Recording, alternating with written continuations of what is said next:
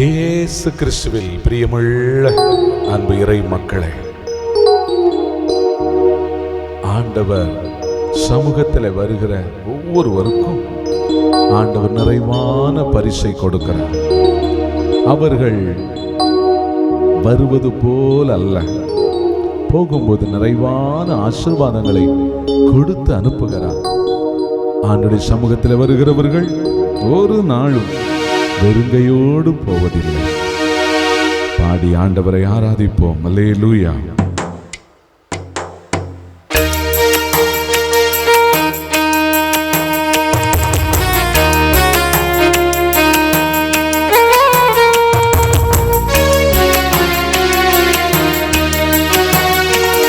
நீ வெறுங்கையோடு போவதில்லை, மறந்திடாதே தேவனுடைய சொல்லை.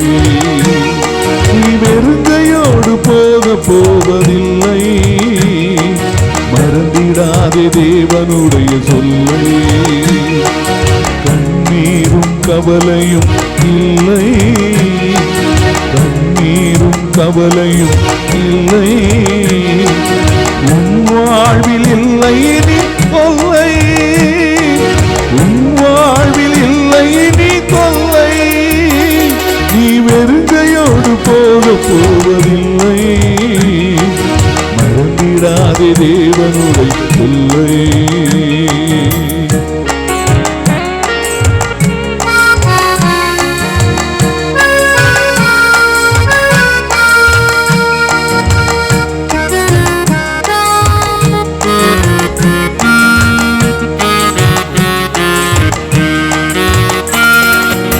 அவமானத்தை மாற்றிடுவார்,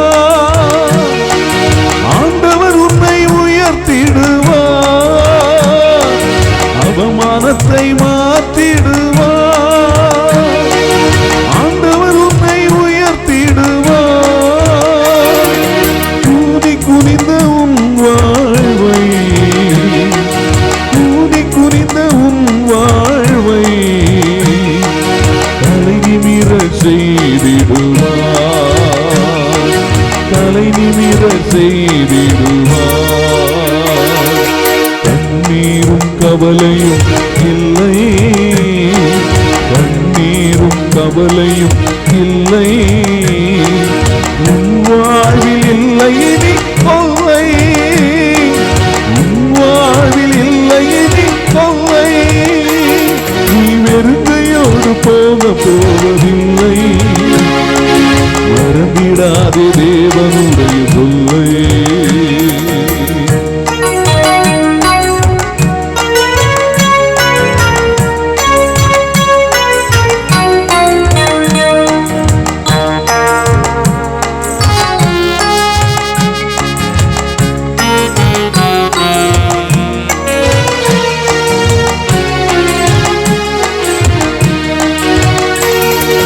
பயமுறுத்தும் சாத்தானை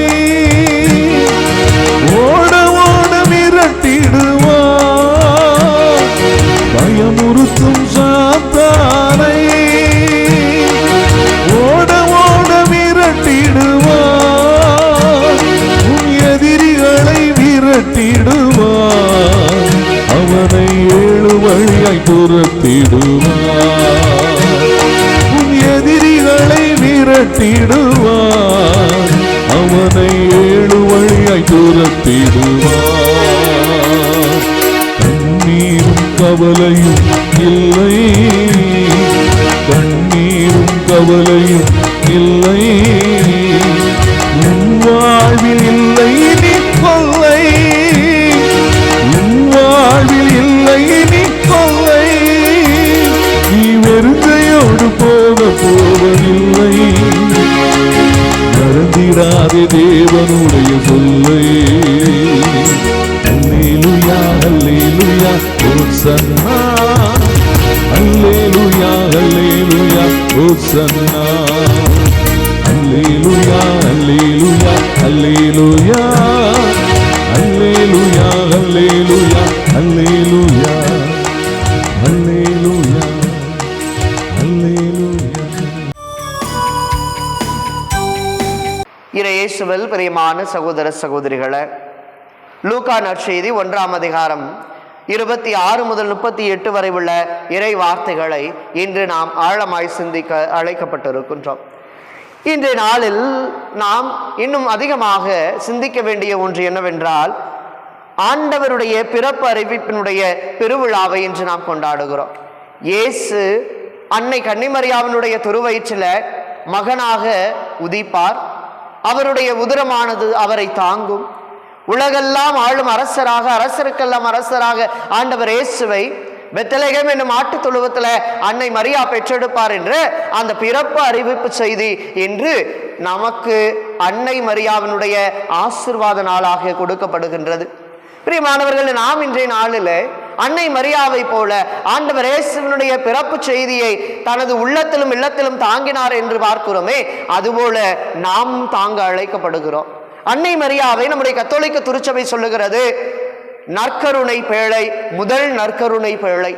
ஆண்டவர் இயேசுவை தாங்கிய முதல் நற்கருணை பேழையாக இருக்கிற அன்னை கன்னிமரியா இன்று ஆண்டவருடைய குரலுக்கு செவி சாய்த்து, ஆண்டவருடைய வார்த்தைக்கு தன்னை அர்ப்பணித்து, ஆண்டவருடைய சொல்லுக்கு தன்னை முழுமையாக கையளிக்கிற ஒரு பெண்ணாக அன்னை கன்னிமரியா திகழுகின்றார். கலக்கமும் வேதனையும் சந்தேகமும் அடுத்தவர் என்ன நினைப்பார் என்ற தாக்கங்களும் இருந்த போதும் கூட கடவுள் என்னை அழைத்தார், அதற்கு நான் பணிபுரிகின்றேன். கடவுள் என்னை அழைத்தார், நான் அதற்கு பணி செய்கின்றேன். கடவுள் என்னை அழைத்தார், எனவே நான் அவருக்காக எல்லாவற்றையும் செய்கிறேன் என்று சொல்லி அன்னை கன்னிமரியா தன்னை முழுமையாக ஒப்படைக்கின்ற விழாதான் இந்த கிறிஸ்து பிறப்பு அறிவிப்பு பெருவிழாவாக இருக்கின்றது. கபிரியேல் வானதூதர் அன்னை கன்னிமரியாவுக்கு வருகின்றார். அவரிடத்தில் வந்தவுடன் சொல்லுகிறார், பெண்களுக்குள் ஆசி பெற்றவர் நீரே என்று எலிசபெத் அன்னை புகழ்வதற்கு முன்னே கபிரியேல் வானதூதர் என்ன சொல்லுகிறார்? அருள் நிறைந்த மரியே வாழ்க. காரணம் என்ன? நாம் பார்க்கிறோம், அன்னை கன்னிமரியா மாசு மறுவற்றவர். தன்னுடைய பெற்றோருடைய அந்த கருவில ஜென்ம பாவம் இல்லாமல் உற்பவித்த அன்னையாக, அமல உற்பவியாக, கடவுளால் தனிப்பட்ட பணிக்கென ஒதுக்கி வைக்கப்பட்டவளாக அன்னை கன்னிமரியா திகழுகிறார். எனவேதான் அன்புக்குரியவர்களே, இன்றைய நாளில் முதலில் கலக்கத்தோடு இருந்த அன்னை மரியா பின்னர் கடவுளின் கரம் பிடித்து நடப்பவராக இருக்கிறார். முதலில் சலனங்களோடு இருந்த அன்னை மரியா கடவுளே எனக்கெல்லாம் என்று சரணடைகிற அன்னை மரியாவாக இருக்கிறார். நாமும் இன்றைய நாளில் கற்றுக்கொள்ள வேண்டிய இந்த தவக்காலத்தில் நாம் கொண்டாடப்படுகிற ஒரு பெருவிழாவாக இருக்கிறது என்று சொன்னால் இதில் 3 காரியங்களை நாம் கற்றுக்கொள்ள வேண்டும். முதலாவதாக, கடவுளின் அழைப்பை புறக்கணிக்காத தன்மை. இரண்டாவது, கடவுளை முழுமையாக நம்புகின்ற பண்பு. மூன்றாவதாக, கடவுளிடத்தில் எந்த வெறுப்பும் இல்லாமல் தன்னை சரணாகதி அடைகிற பண்பு.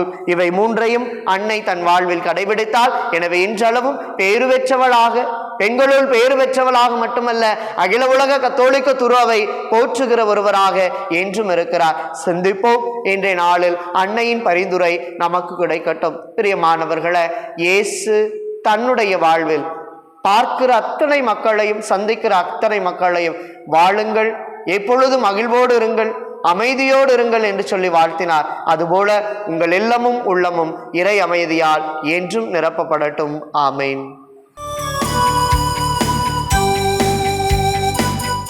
எசேக்கியேல் தீர்க்கதரிசியின் புஸ்தகம் 28ஆம் அதிகாரம் 2ஆவது வசனம் வாசிக்கிறீங்களா? 28:2. மானிடா, நீர் தீர்நகரின் தலைவராய் ஆண்டவர் கூறுவது இதுவே, உன் இதயத்தின் செருக்கில் நானே கடவுள், நான் கடல் நடுவே கடவுளின் அரியணையில் என்று சொல்கிறாய். ஆனால் நீ கடவுளை போல் அறிவாளியாக இருப்பதாக எண்ணிடனும் நீ கடவுள் அல்ல, மனிதனே. கை தட்டுங்க பாப்போம். நீ யாரு இல்ல சொல்லுங்க. நீங்க யாரு இல்ல? நீங்க யாரு இல்ல? நீங்க யாரு? மனிதன். Praise the lord. அல்லேலூயா. நீங்க இருக்கிற ஒரே ஒரு சிம்பிளான ஒரு மேட்டர் தான் ஆண்டவர் பேசியிருக்காரு. நீ யாரு? மனுஷன். நீ யாரு? கடவுளுடைய கையில இருக்கிற. ஆமென். உன்னை வாழ வைக்கவும் முடியும், உன்னை கீழையும் போட முடியும். வாழணும்னா பைபிள் சொல்லுகிறது 1 பேதுரு 5ஆம் அதிகாரம் 6ஆவது வசனம். 1 பேதுரு 5:6 வாசிங்க. எல்லாரும் வாசிங்க. 1 பேதுரு 5ஆம் அதிகாரம் 6ஆவது வசனம் படிங்கம்மா.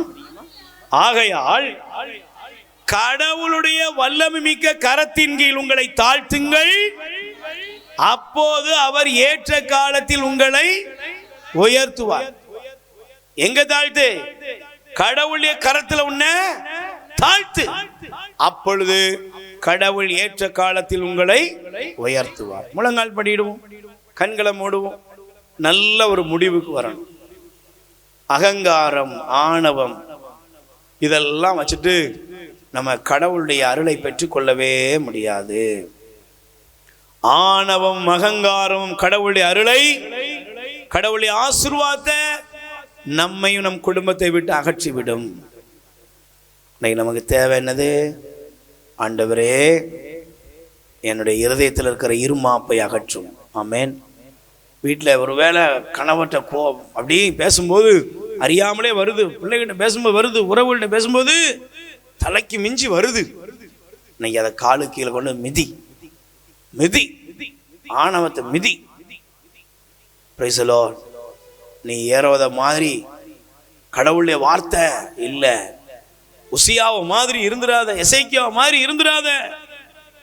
அது உன் குடும்பத்தை உன்னையும் பாழாக்கும். ரெண்டு கைகளை விரித்துக் கொள்வோம். தெய்வமே ஒன்றுமில்லை எனக்கென. ரெண்டு கைகளை நெஞ்சில சேர்த்து வைப்போம். பிரியமானவர்களே, நாம் எங்கெல்லாம் ஆணவத்தோடு அகங்காரத்தோடு குடும்பத்திலையும் உறவுலையும் பக்கத்தில் வாழ்கிறவர்களோடும் நாம் எந்தெந்த காரியங்களை பேசி காயப்படுத்தி பிறரை மனநோகடித்து கடவுளுக்கு முன்பாக நாம் அவருடைய அருளை இழந்து போய் வந்திருக்கிறோமோ, அதற்காக மனம் வருந்துவோம். கண்டிப்பாக இது உங்களுக்கான செய்தியோ, நீங்க எப்படி நினைக்கிறீங்க இல்லையோ, இது எனக்கான செய்தி. ஆண்டவர் என்னோடு பேசும்படி தந்த பகுதி இது. நீங்களும் நானும் பெரிய ஆள் கிடையாது, வெறும் சதை, வெறும் சதை. நீங்க உயிரோடு இருக்கும்போதே பாருங்க, இங்க இருக்கிற எத்தனை கிளவி.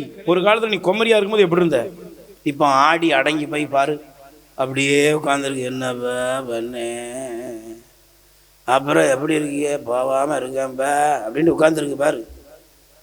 நீ நான் என்ன ஒண்ணுமே இல்லப்பா, ஒண்ணுமே. இதை புரியாம வாழ்ந்துக்கிட்டு இருக்கியப்பா. அதான் ஆண்டவர் இன்னைக்கு பேசியிருக்காரு. அதனால இருக்கிற காலத்தை கடவுளுடைய அருளை, அந்த ஆசீர்வாதத்தை வீட்டில் உள்ளவன் பெற்றுக்கொள்ளட்டும். நீ செய்கிற ஆணவம் அகம்பாவும் குடும்பத்தை கருவறுத்தரக்கூடாது. Price the Lord.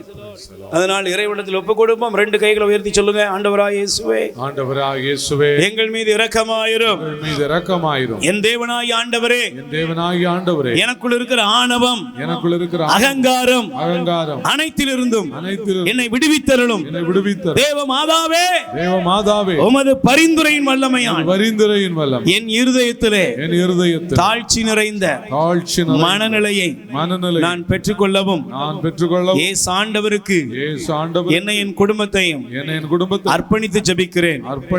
ஆண்டவரே, என் அகங்காரங்களால், என் ஆணவத்தினால் யாரை பழித்தேனோ, யாரையெல்லாம் வேதனைப்படுத்தினேனோ அதற்காக மன்னிப்பு கேட்கிறேன்.